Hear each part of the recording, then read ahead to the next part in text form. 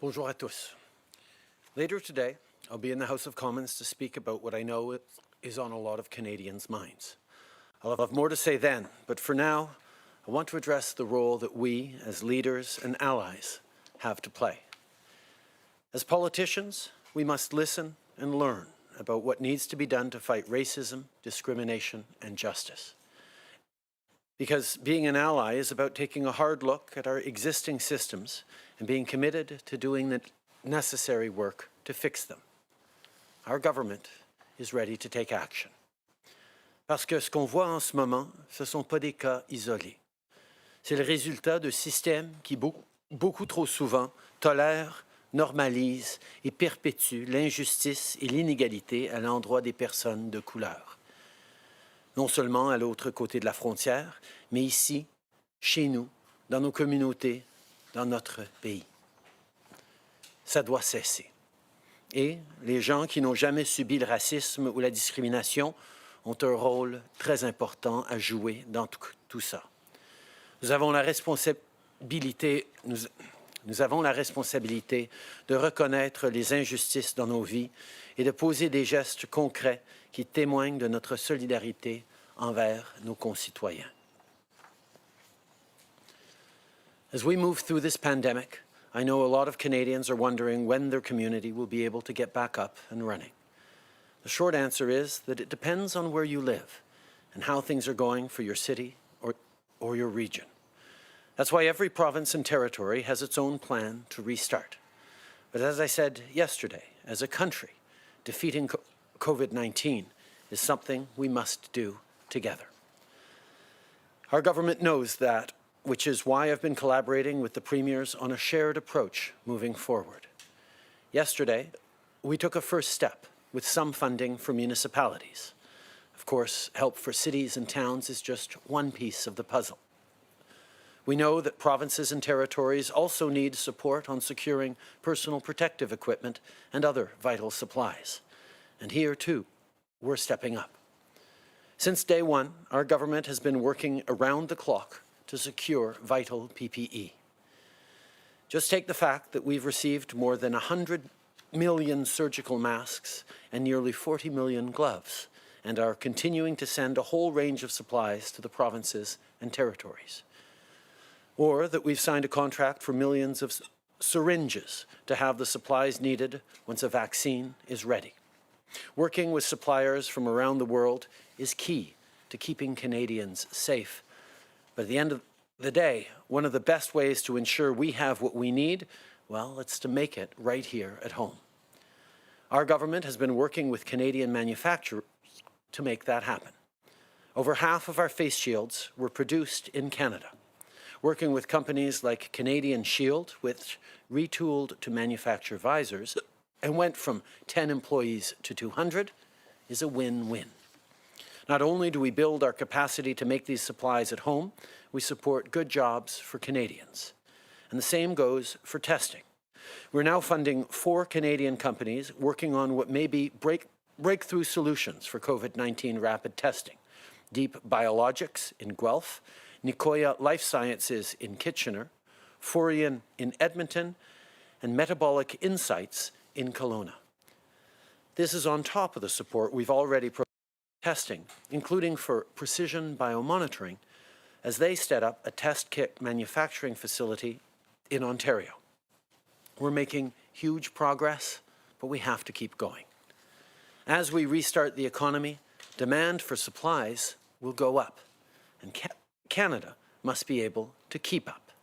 So whether it's N95 masks or ICU equipment, we will continue our work with the provinces and territories on the supplies we need going forward.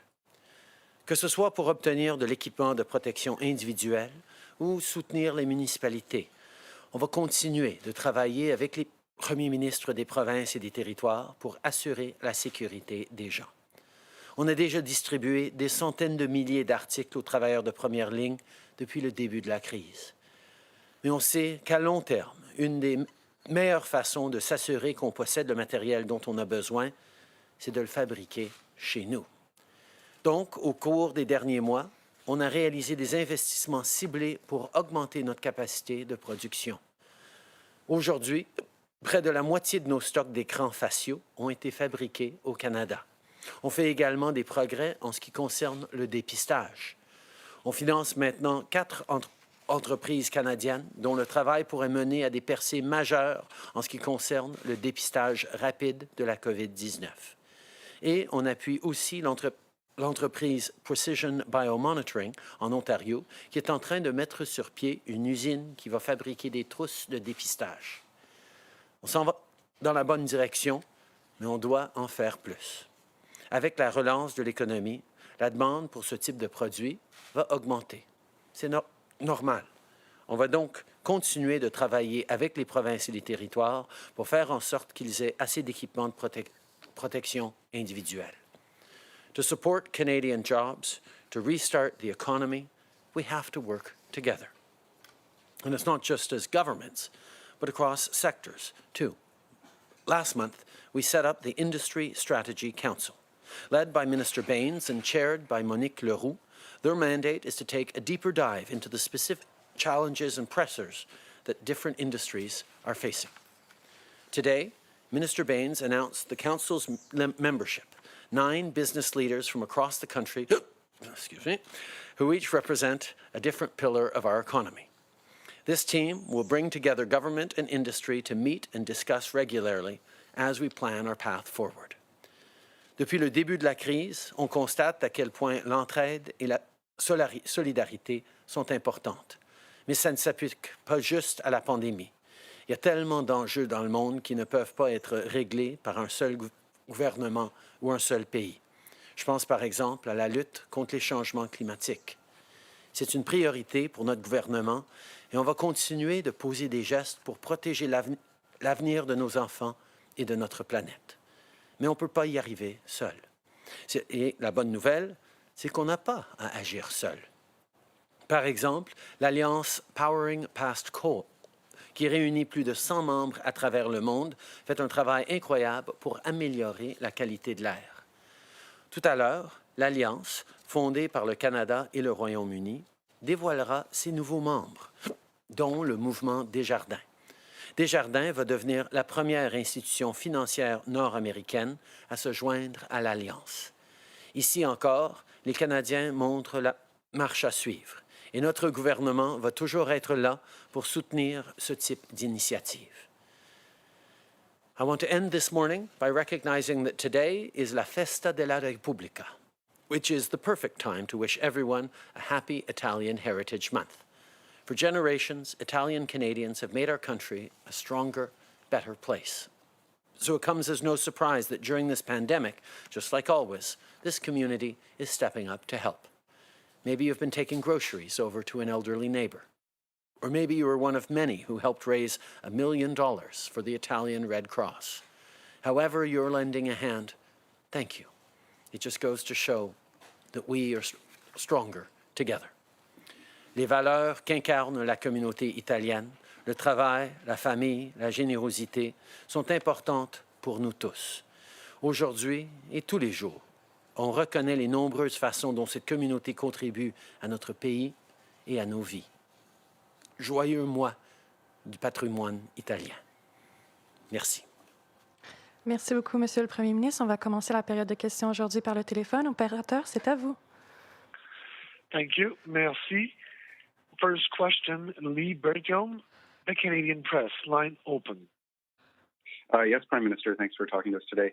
I would like to know what, if anything, your government plans to do to help Canadians and activists leave Hong Kong. Specifically, is Canada prepared to give pro-democracy advocates safe haven or asylum in Canada?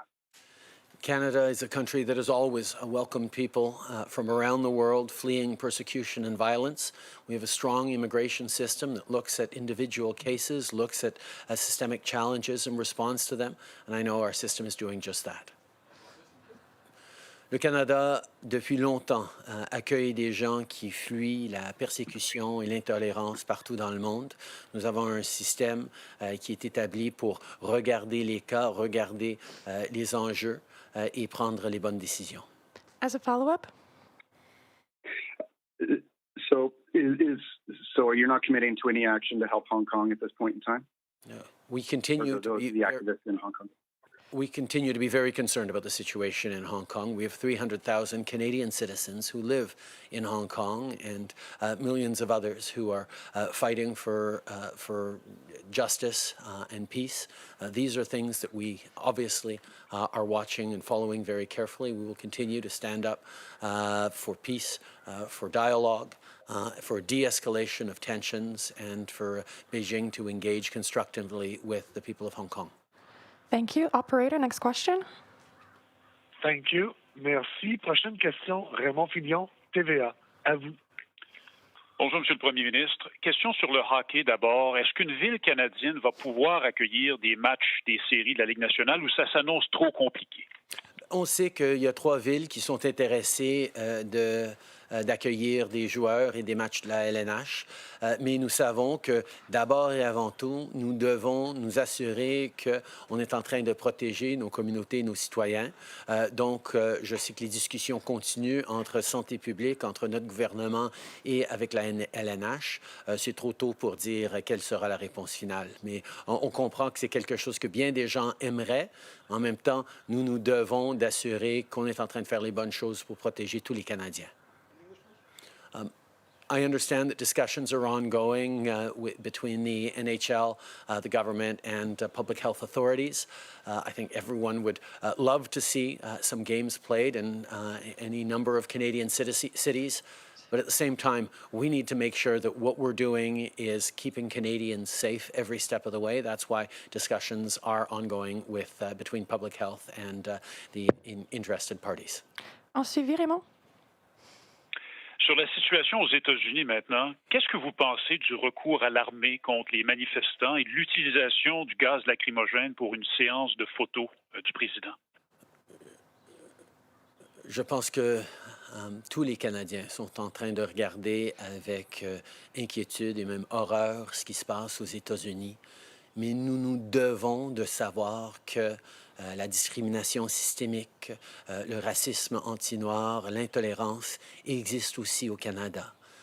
C'est des actes de violence, mais c'est aussi des micro-agressions, c'est aussi de l'intolérance que les gens vivent à tous les jours. Et nous devons de se regarder, de regarder nos systèmes et de travailler ensemble pour améliorer la situation pour les Canadiens d'origine diverse.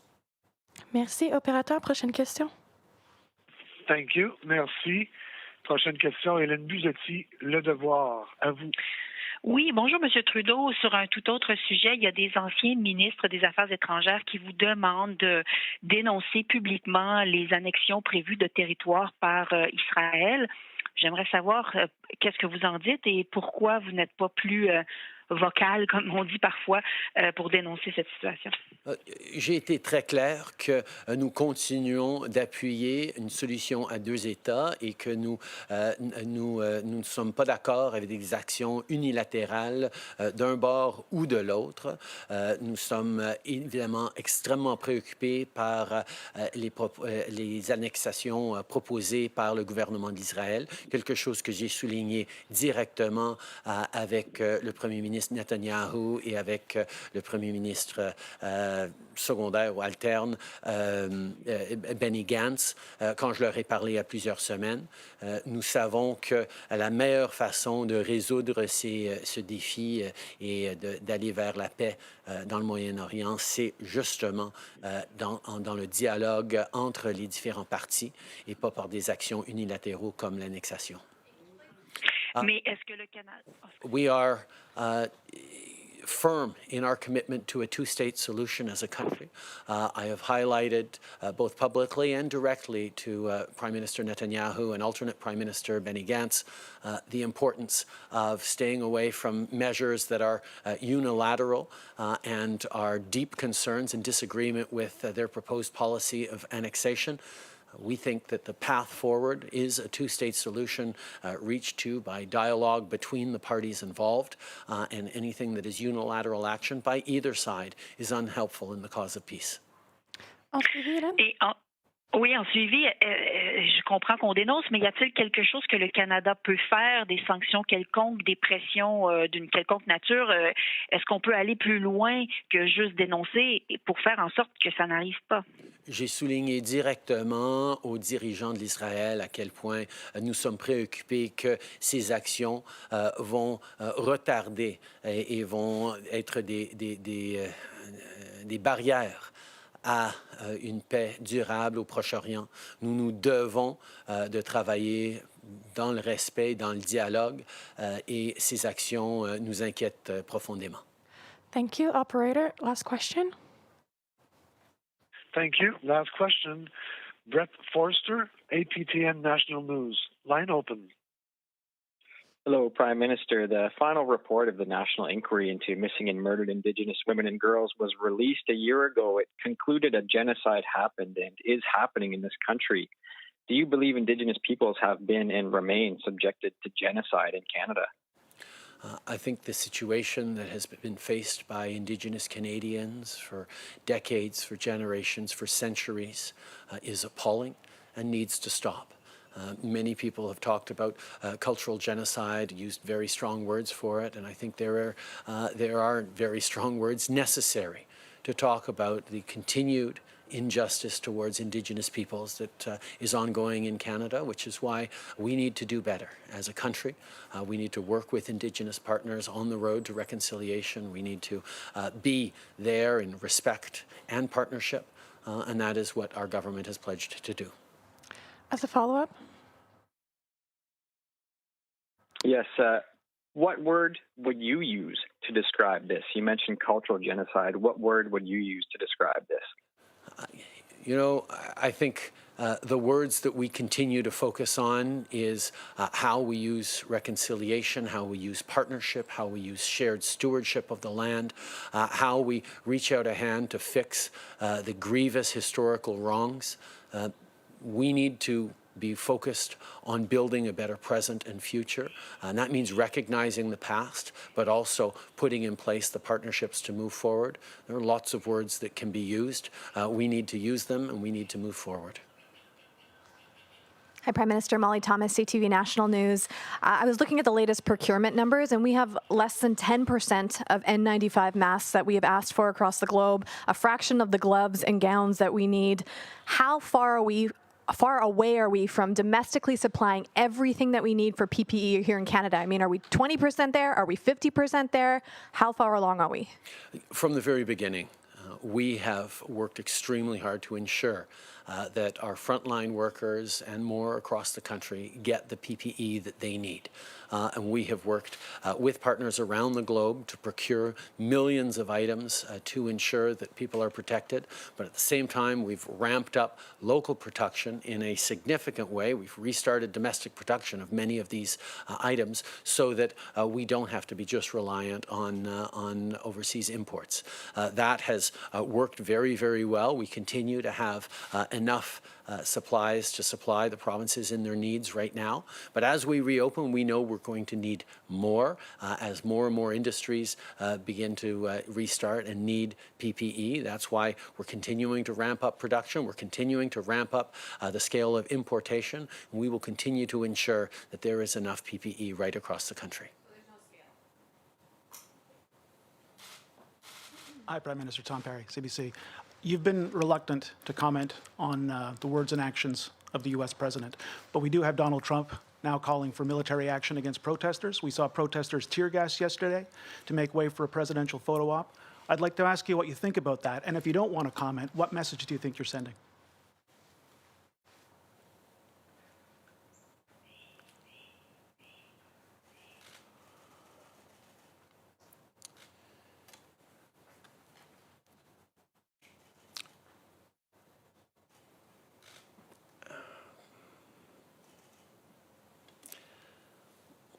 We all watch in horror and consternation what's going on in the United States. It is a time to pull people together, but it is a time to listen. It is a time to learn what injustices continue despite progress over years and decades. But it is a time for us as Canadians to recognize that we too have our challenges, that Black Canadians and racialized Canadians face discrimination as a lived reality every single day. There is systemic discrimination in Canada, which means our systems treat Canadians of color, Canadians who are racialized, differently than they do others. It is something that many of us don't see, but it is something that is a lived reality for racialized Canadians. We need to see that, not just as a government and take action, but we need to see that as Canadians. We need to be allies in the fight against discrimination. We need to listen, we need to learn, and we need to work hard to figure out how we can be part of the solution on fixing things. This government has done a number of things over the past years, but there is lots more to do, and we will continue to do that because we see you, we see the discrimination that racialized Canadians live every single day. Évidemment, on regarde avec beaucoup d'inquiétude ce qui se passe aux États-Unis. Et on sait que c'est un moment où les gens doivent entendre, les gens doivent apprendre et les gens doivent agir. Mais ici au Canada, nous avons aussi de grands défis. Nous avons de la discrimination systémique, ce qui veut dire que nos systèmes, nos institutions, les mesures, tout ce qu'on a en place ne traite pas de la même façon les Canadiens d'origine diverse que d'autres. Et de comprendre ça, de vraiment comprendre ça, de ne pas juste voir le contraste avec les États-Unis et de dire « Ah, on est beaucoup mieux ici », de dire que nous avons de grands défis au Canada aussi, et nous allons et nous devons agir. C'est ce qui nous amène aujourd'hui à devoir réfléchir à ce qu'on peut faire tous et chacun en tant qu'alliés pour comprendre la réalité vécue des Canadiens d'origine diverse et d'être là pour les appuyer, pour les écouter, pour travailler avec eux, pour bâtir un monde plus rempli de respect et d'ouverture les uns envers les autres. Why, though, are you so reluctant to comment directly on the words and the actions of the U.S. president? My job as a Canadian Prime Minister is to stand up for Canadians, to stand up for our interests, to stand up for our values. That is what I have done from the very beginning, and that is what I will continue to do. Canadians need a government that will be there for them, that will support them, and that will move us forward in the right direction. And I will do that. Les Canadiens ont besoin d'un gouvernement qui va être là pour défendre, pour protéger et soutenir les intérêts et les valeurs des Canadiens. Et c'est ce que j'ai toujours fait et c'est ce que je ferai toujours. Marika Walsh with the Globe and Mail. Prime Minister, in 2017, a UN report on anti-Black racism in Canada found continued conditions deplorable. They talked about the inequities that continue in Nova Scotia, for example, 30 years after segregation ended. And one of their recommendations was for your government to issue an apology for Canada's history of slavery and other historic inequalities and consider reparations. Why haven't you done that, and will you do it? Over the past years, our government has worked very, very closely with the Black community, with members and thought leaders within the community to respond to the very many tangible things that need to be done to support Black Canadians, to counter the systemic racism, the systemic discrimination that continues to exist within Canada, within our institutions. Everything from microaggressions to acts of violence are part of the daily lived reality for far too many Canadians. And what we're seeing in the United States and what Canadians are speaking about here in Canada underlines the fact that we need to act. And acting means many things. Yes, we've created more funding for community organizations. We've invested in Statistics Canada to collect more disaggregated data.